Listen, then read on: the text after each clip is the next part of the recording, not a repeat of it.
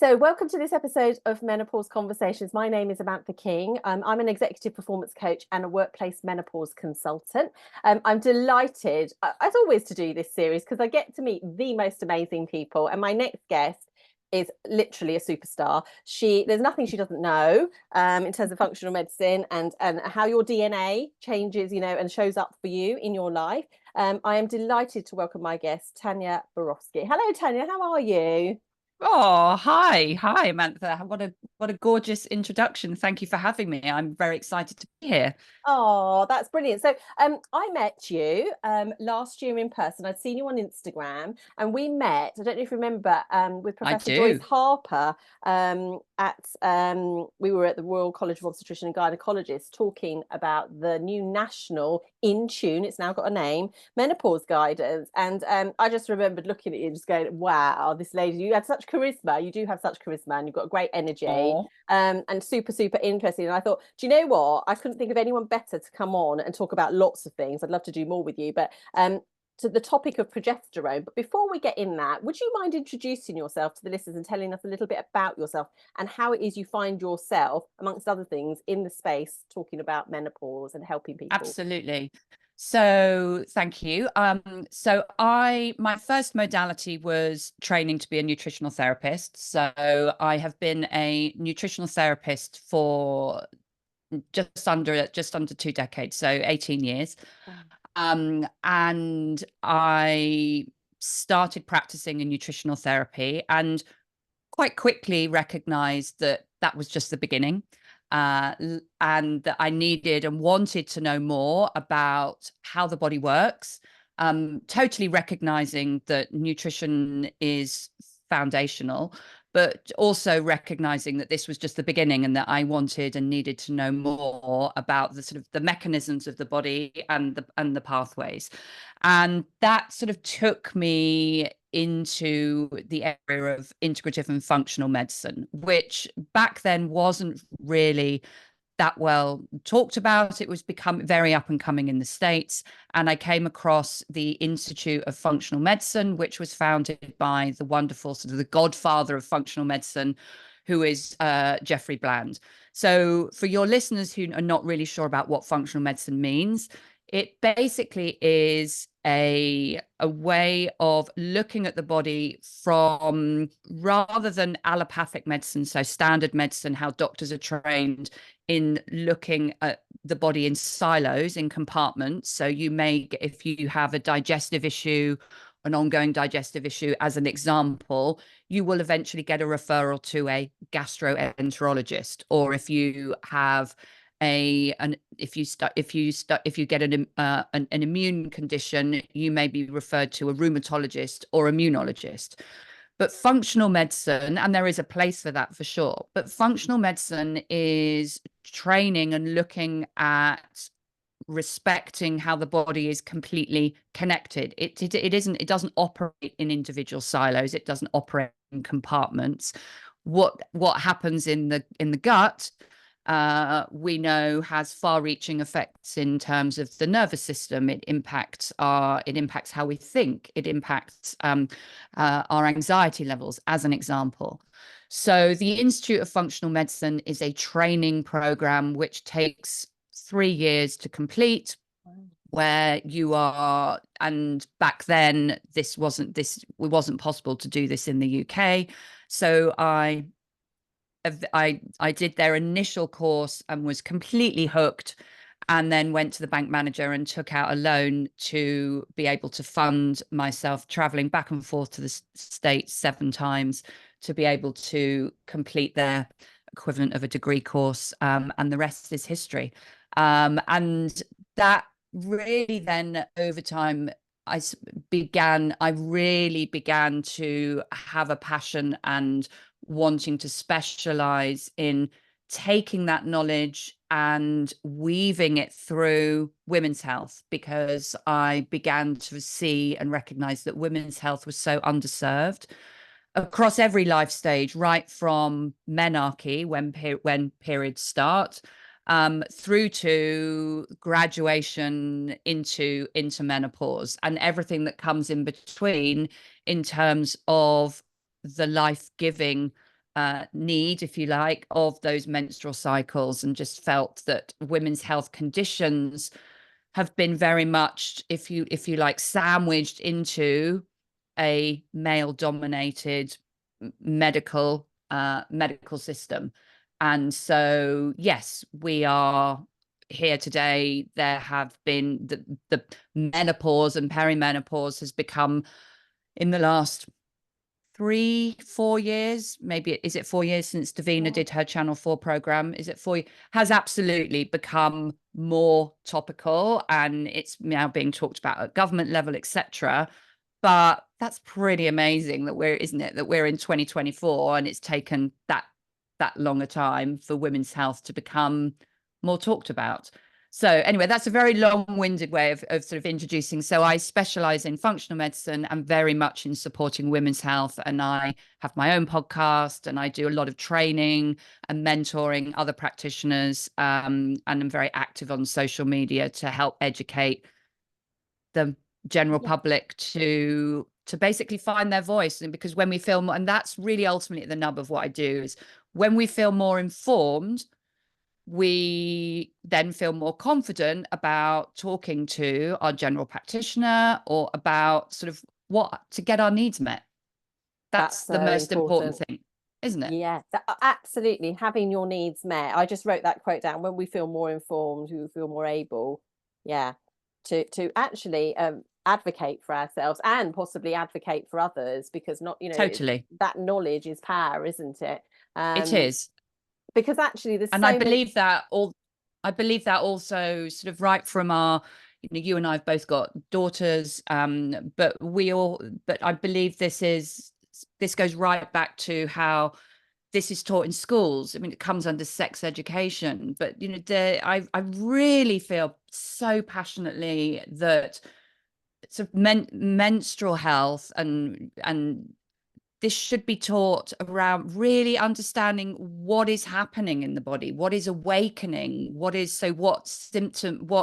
sort of different symptoms can be expected, and how these hormones come online, and how different systems come online. For example, there's something called adrenarche, which is when the adrenal glands come online. This happens in male, and this happens a couple of years before puberty, and this isn't talked about, and so it's not just about waiting for the period to start. All of these things come online, and so there is different processes start to happen. And so I think that this informing everyone around this biology in a much more positive way, and understanding what it means when these hormones come online and what they're doing, is really important. Yeah, it's really powerful, that message. Actually, I had a debrief with my team here at home yesterday, and I said, the thing is, for my daughter, who's going to be 19 this year, we're actually at the same stage, but in reverse. Like you say, her adrenals have come on. She's in that flow of menstruating, whereas I'm not. And now my adrenals are back on, looking after me, giving me a little bit of what they can. And it's almost like a bell curve, isn't it? It's completely it is. And so actually I think as parents that's hugely helpful to help sort of moderate our own behavior, be kinder to ourselves as well. In the same way that teenagers, it's confusing and the unknown, I think the same is true. I mean, I've just had 1 year now as a post-menopauser. Honestly, it's not as smooth running as I thought it was going to be, but then why would it be? Stresses of A levels, like we were talking about before, the empty nesting coming. So it's all of those sorts of things. I think it's it's important to be constantly aware, not overly fixated, but having some understanding is really helpful. And I've definitely lent into functional medicine when I really didn't get anywhere with traditional medical avenues. So that's why I really wanted to have someone who has a rational, logical voice, and who has the educational and knowledgeable know-how to navigate this next question, which is talking about progesterone, because honestly I do literally do that whole rolling eyes emoji whenever I sort of hear, oh god, here we go again, we're talking about estrogen as though it's the cure-all for everything relating to either menstruation or particularly menopause and postmenopause. And I thought, who's going to help me have a balanced conversation? And particularly in the context of what progesterone can give us. So could you be that voice of for us? reason. Yes. Yeah. Yes. Mrs. Progesterone. Mrs. Okay. Progesterone, Princess Progesterone. Off you go. I like that. Okay. So thank you. So within that tone, let's just sort of, I think, let's just step back and set the scene a little bit. Yes, so perfect. so menarche is the medical term for when our period starts. So, but for everybody, so when our periods start, this is as a result of women, young girls, are born with all of these follicles in the ovaries, and something like 2 million, which is just sort of unbelievable. But by the time menarche starts, that pool of follicles is already reduced to about 400,000, just through what is called natural atresia. That is a completely natural process. So that is sort of our pool for, you could call it our ovarian reserve, for setting up for the next 3 decades of menstrual cycles. So those follicles, when they need to go through a development process, and that's what sort of happens throughout life.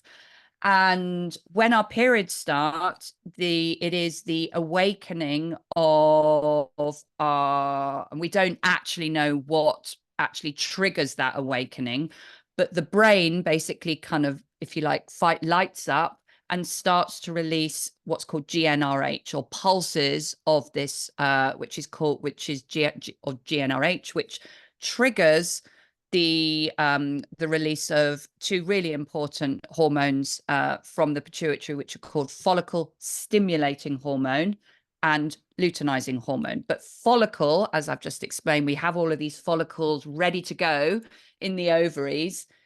It makes sense. They love this hormone because they're stimulating those follicles to grow. So what happens, certainly for the first couple of years, is that we produce much more estrogen than we do, because we can't produce progesterone until we actually ovulate. So we don't actually, when we first start having menstrual cycles, we produce estrogen, but we don't, and that begins to increase, but we don't produce progesterone until we've actually ovulated. And that takes a little bit of practice. Like, I've used this analogy before, but it works really well. It's like these girls are learning to drive a car. They don't suddenly just manage to put their foot on the accelerator pedal and hover over the clutch and they're good to go. They stall and they bunny hop down the road. That's exactly what happens when we start our menstrual cycles. They don't immediately ovulate every cycle, because it's an awful lot of energy, and it's a lot of very intricate communication between the brain and the ovaries. They have to get used to talking to each other. Suddenly these hormones have come online and the ovaries are like, oh, what's this? Who are you?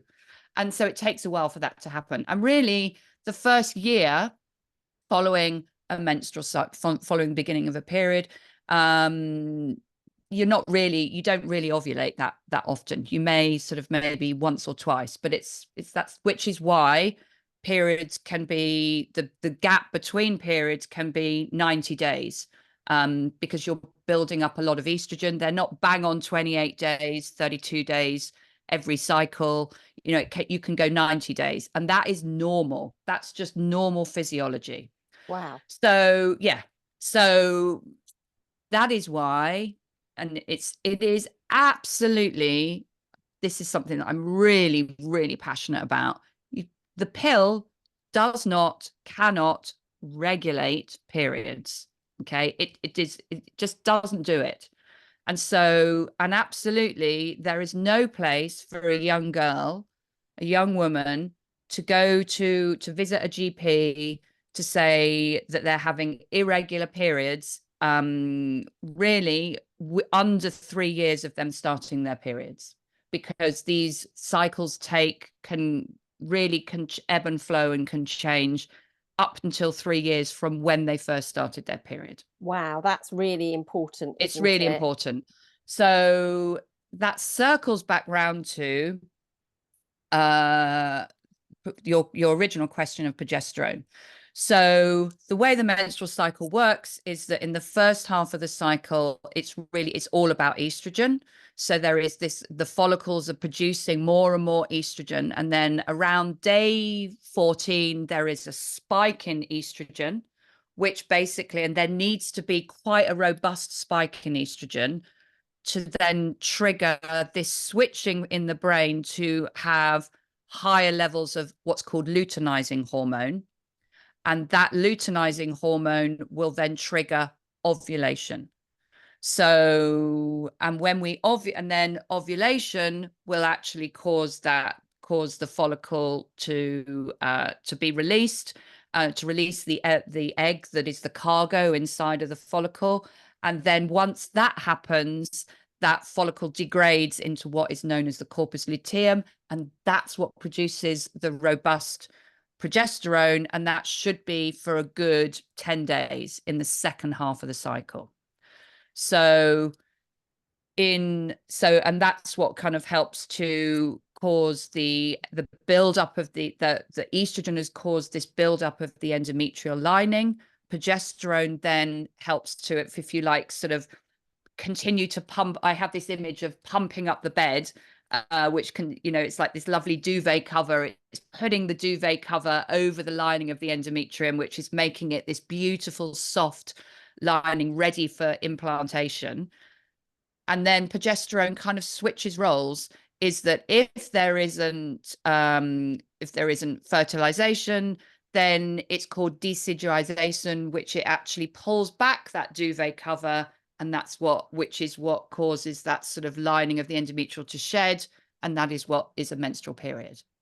Okay. Yeah. So what's happening what begins to happen in perimenopause is, in the same way exactly as you said is happening in our teen girls, is it's a mirror image. Is actually the first hormone to fall off the cliff or not be as robust is progesterone.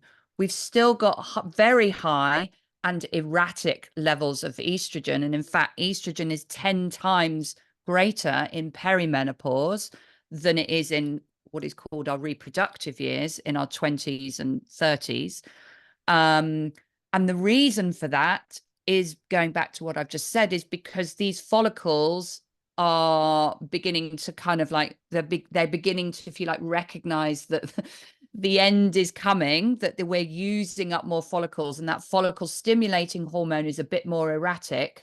So you tend to get kind of like a double whammy of follicles being produced. So you get more and more estrogen. It's kind of like a double loop.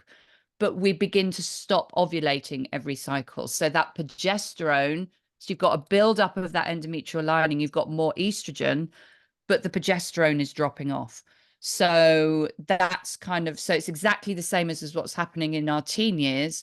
And we need progesterone to help to balance out estrogen. So in the endometrium, yes, we do, but we also need, for all of these, for 30 years, we've been producing this beautiful wave of estrogen, and then we've producing this beautiful 10-day wave of progesterone.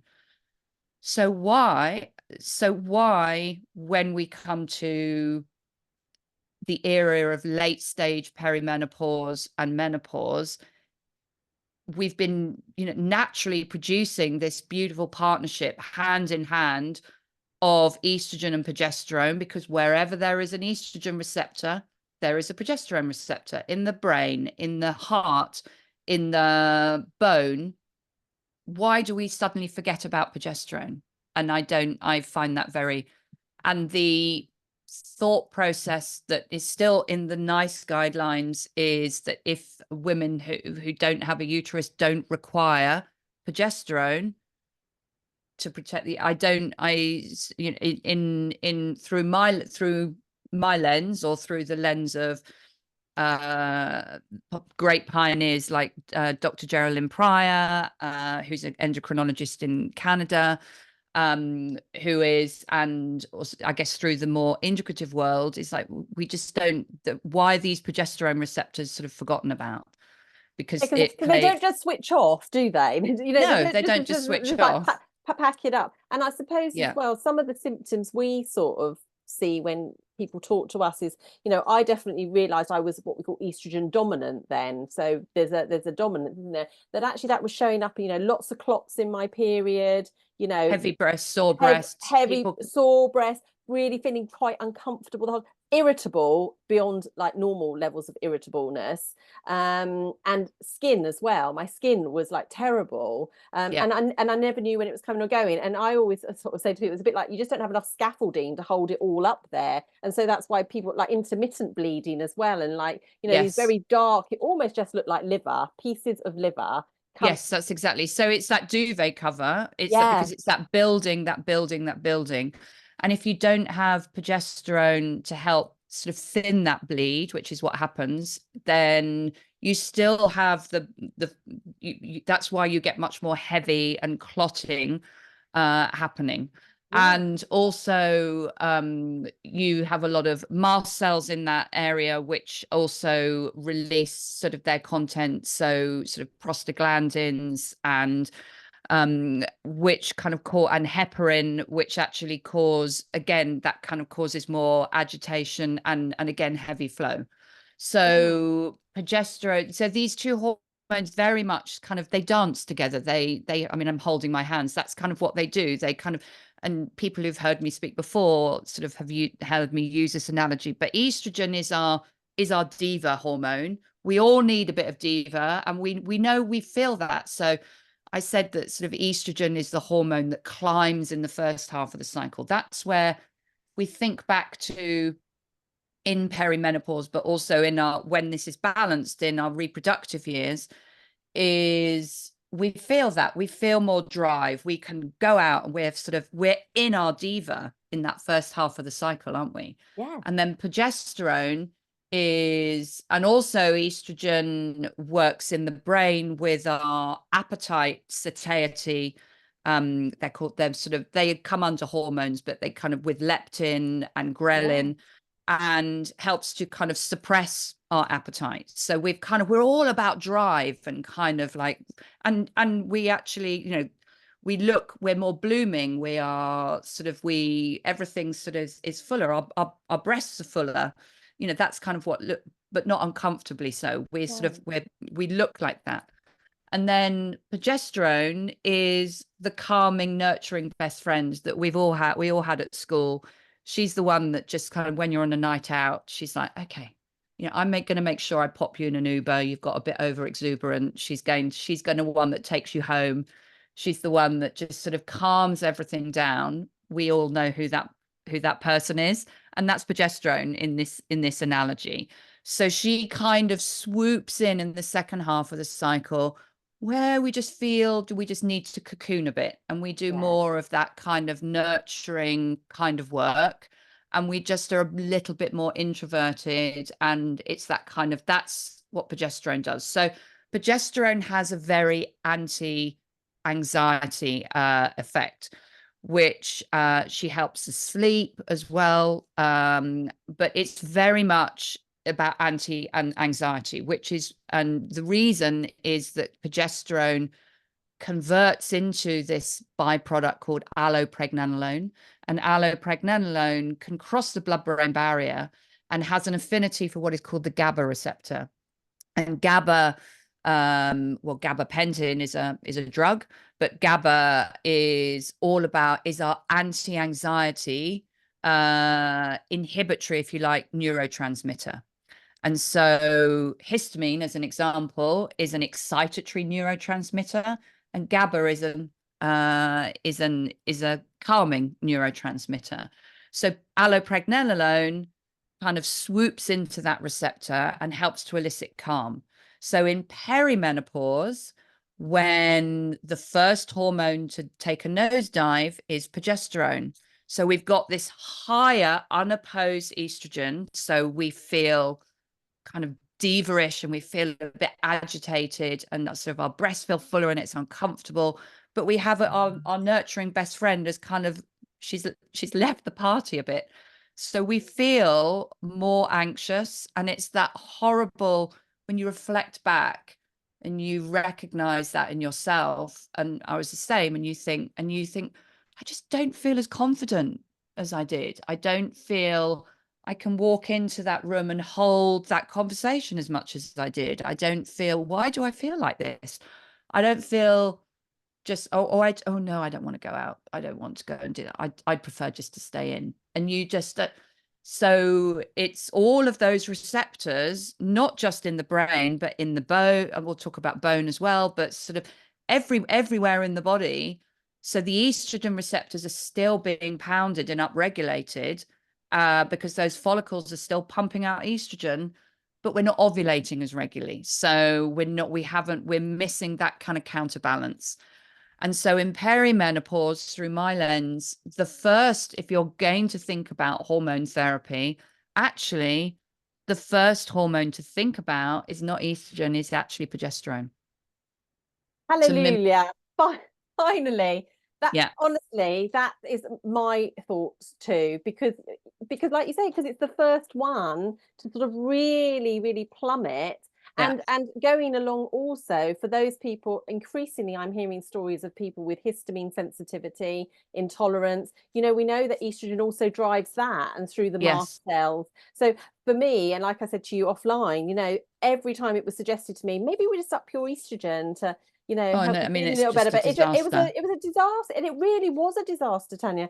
But of course, you're there pitched against a medical professional, and you know, you just like have to go along with it. But in the end, I really didn't go along with it, and I found my voice, and I was able to say, listen, I actually feel a lot worse every time you tinker with the estrogen. I definitely need progesterone throughout the whole month, not just at those last 2 weeks, please. I literally need it constantly. And it is so terrible that, I mean, there is literally one small paragraph in the British Menopause Society guidelines that says, you know, if you've had history of endometriosis, then yeah, go on Yes. then, you can have it. Now, I lean into that all the time, and I say to people, because yes, it will migrate elsewhere, and when we don't know, but we have to broaden our lens, don't we? That We have to broaden our lens. Yeah. we have to broaden our lens. Can I just, because I know people will be screaming at this, going, yeah, so okay, we've got the characters, we've got the diva hormone, we've got that calming, nurturing friend. I love that so much. Where does testosterone come into this? Just briefly, and then we'll talk about it. Testosterone has a little peak just before ovulation, which kind of makes sense. So let me Yeah, just explain what that means to sort of the woman on the street listening. So yeah, when we have a period, so day one is classified as the first day of the bleed. Now, you know, everyone talks about a 28-day cycle. Let's just use that for ease. yeah, But it's, you know, it does. So we have this building peak of estrogen, and actually how that is made. So I've talked about the follicles. There are the cells in the follicles. There are two types of cells, and actually all estrogen, those follicles don't make estrogen as a raw material. No woman makes estrogen as a raw material. yeah. All estrogen starts as an androgen, starts as androstenedione and testosterone in those follicles. And then there is a little enzyme in those cells called aromatase, which actually converts that testosterone into estrogen. Yes, Okay, right. Now, there is sort of this sort of little hump, this little peak, this surge of testosterone kind of just before ovulation, so sort of between days sort of 14, 16, 17. And that kind of makes sense because testosterone in women is basically about sex drive. So, and the female body is designed as to reproduce. That's kind of what that's what these sex hormones are designed for, is for reproduction. So it kind of makes sense to have that surge of testosterone just before you ovulate to kind of make sure that you run around and have lots of sex. Wow. Yeah. So to that's really important reproduce. too. Yeah. Yeah. So So that's really important. Now, what happens in kind of in menopause, not so much in perimenopause, because remember, estrogen. So perimenopause is a phase, like everything's on a scale. So we have sort of early stages of perimenopause.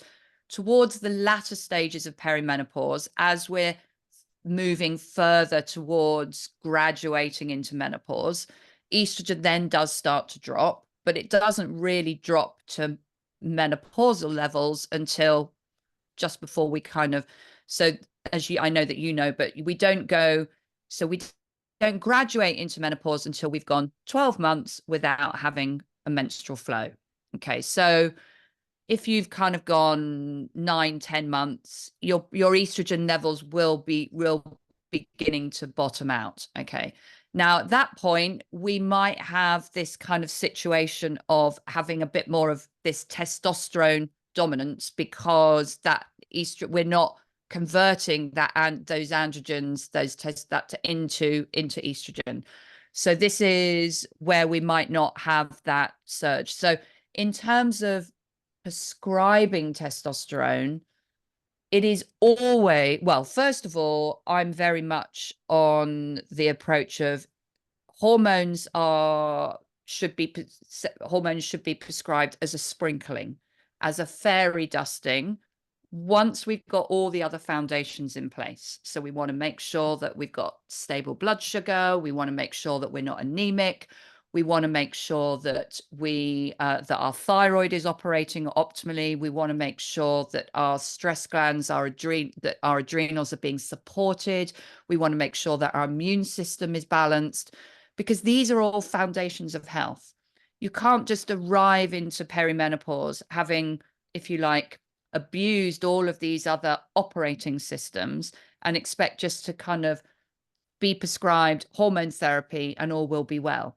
Sadly, the body is, this is why perimenopause is actually called the window of vulnerability, because it's basically the woman's body going, okay, this natural change of my sex hormones is beginning to happen now. And I am now going to rely on some of these other operating systems to pick up the slack to help take you through. But if you've been sort of overwhelming or taking these other systems for granted, this is actually going to be a bit of a challenge for you, and just taking hormone therapy is not going to be enough.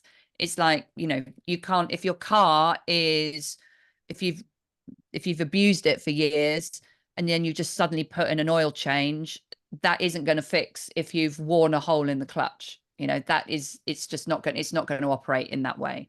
So coming back to testosterone, I would never recommend dosing that until we've got all of these other systems in balance, and getting levels of estrogen and progesterone right before going in with testosterone is really important. And to that point, there is still not a licensed dose of testosterone for women.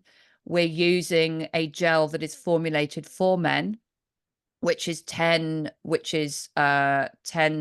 milligrams. And women should not be dosed higher than 5 milligrams. So, and that is still because the products that are prescribed on the market are male products, and they're in 10 milligram sachets. So what about Androfem, Tanya? Yeah, Androfem, that's an Australian brand. Yeah. So would that be the same, or has that been formulated? I'm pretty sure. I'll just check that. Okay. But the dose for women should be 5, not 10. Yeah. Okay, well, we can check that out. I take Androfem, but again, yeah, I mean, it's the whole research thing. Women are not small men in research. No, it's ridiculous. So okay, so coming back then to progesterone. Yes. I saw something quite interesting recently also about bone formation, and how something to do with the pill, does it prevent bone formation? I mean, can you talk to us more about the role of progesterone in Yes. bone formation? Because it's really Yes. important, isn't it?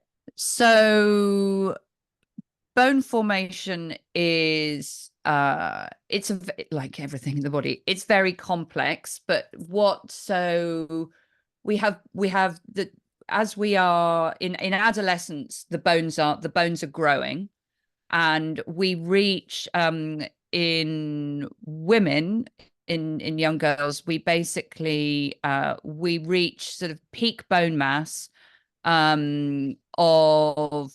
the femur, which is by about 19.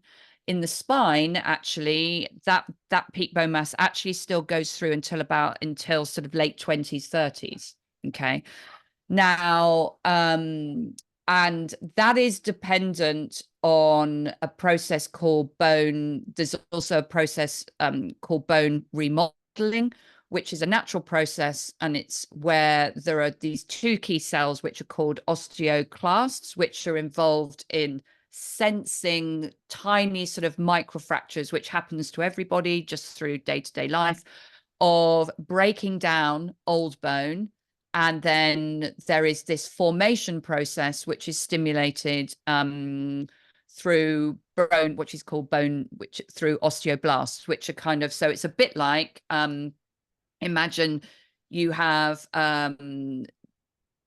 when you have works on the road, you have the kind of the diggers kind of excavating the road with taking out little potholes, and then you have people coming filling in the potholes. That's the role of osteoblasts. Now, estrogen is key in preventing or slowing what is called bone resorption, which is the digging out of the potholes. So estrogen is really important at just slowing that process. And progesterone is really important in the bone formation. Okay. Yeah. So, right. So when people are put on the pill, that is not natural progesterone. It is a progestin, which actually in most of those formulations looks more like testosterone than it looks like. It does not resemble progesterone. The estrogen, which is called ethinyl estradiol, which is in the majority of the combined oral contraceptive pill, does have estrogenic effects. Okay. We don't, but the progesterone or the progestin component in the combined pill does not. So it doesn't enhance osteoblasts. So what happens in a menstrual cycle regularly is what I've said was that estrogen helps to slow down bone breakdown and progesterone helps to build. So in a natural menstrual cycle, we have this wave of estrogen, okay, and then estrogen drops off a little bit. So at that point, there is a slight kind of gap, if you like, of the slowing of that bone resorption. So the digging of the holes, there is kind of like this tiny window of opportunity in our reproductive years. But we have then this beautiful wave. In comes progesterone, our calming best friend, and she's like, "Don't worry, I'm here. It's all about bone formation." Okay, so it's equal. That's the classic example of their partners, right? It's beautiful, right? Yeah. Now, what happens, and there is some really interesting studies. I mean, sadly, of course, with women, they weren't big studies, but there were studies to show that in women that skip or have anovulatory cycles, more than two anovulatory cycles a year, it shows that they start to lose, I mean, only by a percentage or so, but they will lose bone mineral density in those. So if you have young women who are consistently having anovulatory cycles, then they're at risk of losing that bone mineral density. Does that make sense? It very much makes sense. Yes. So then what happens and this is why, and this is what Geraldine Pryor says, is why everything is with osteoporosis vulnerability is pitched at, and actually it does say this in the NICE guidelines, but it's actually not strictly true, is that it's not until menopause that we then become more vulnerable for osteoporosis, because it's all about estrogen. But actually, what we've just been talking about is what we recognize is actually perimenopause, is when estrogen, it's high, but it's erratic. It's not stable, right?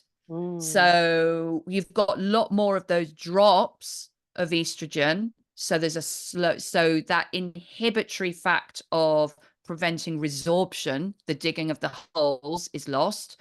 And where do we start this conversation? What also happens at perimenopause, there's no beautiful, calming best friend coming in that's to help with the, so the again, this is another clear indication of the balance is lost. So this is a place for, again, for progesterone.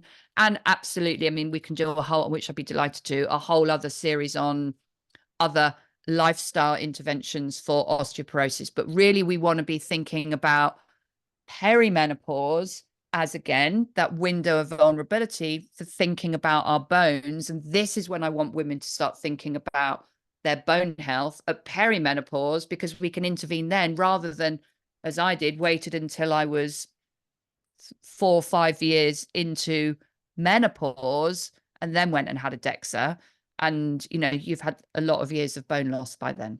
Yeah, that is such a powerful message. Really, really powerful. It's a really powerful message. Because that seems to be the answer to everything, you know, for young women is, oh, well, we'll just put you on the pill. We'll just regulate you through putting you on the pill. And yet I think it's much bigger. It's much bigger issue. I'm so glad I've spoken to you about that.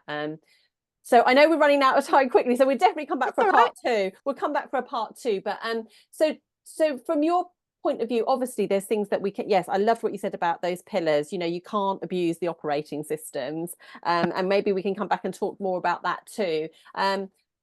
But really, is there much that people can do to lean into food and exercise to build, you know, to certainly support their progesterone production or levels? Not to support, you know, I mean, we only produce progesterone when we ovulate. So yeah, we don't now with estrogen, that is a bit different. We know that there is a process called intracrinology. So what we're talking about here is endocrinology. Yes. And we can measure it, right? So there is a operating system called intracrinology, which shows that we still have the genes and the processes to produce estrogen inside of the cells. So that is never picked up on.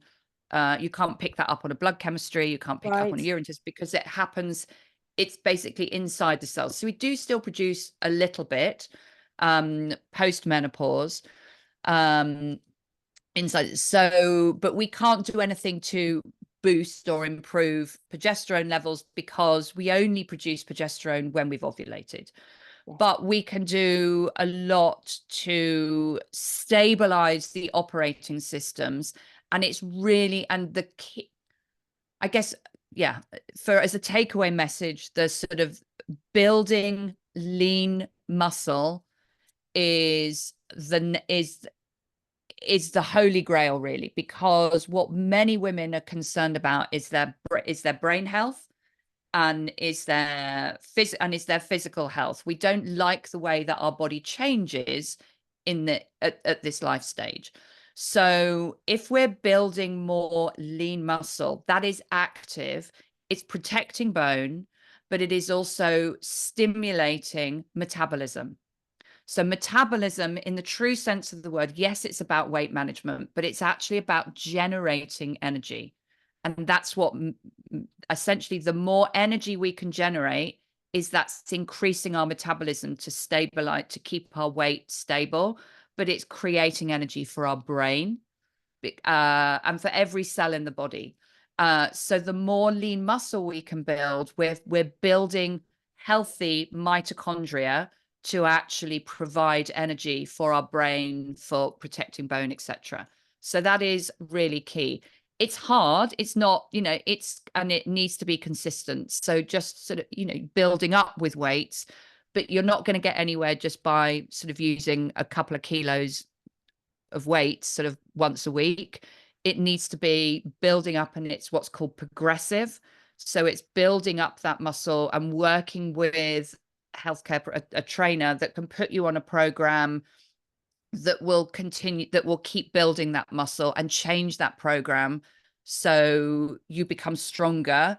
And so you become stronger, and your body will, and you're protecting then your muscle, and you're increasing your metabolism to provide energy for the brain, etc., etc.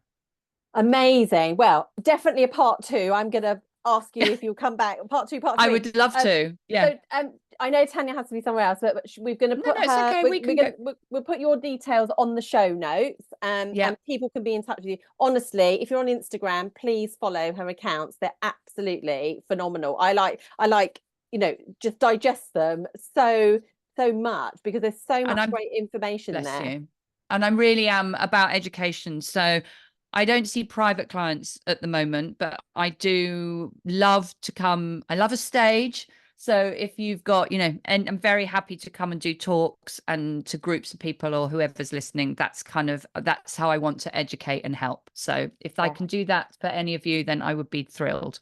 Definitely, and I'm sure lots of the corporate clients that work with us would I can wholeheartedly say should be absolutely brilliant. But for now, thank you so much for your time. You're welcome. My notes say it all. I'm constantly scribbling. I've taken all of those notes. It's been a masterclass. So thank you so much for your time, and we'll get you back on. But for now, Tanya, thank you for educating us. It's been an absolute pleasure. Princess Progesterone. Thank you.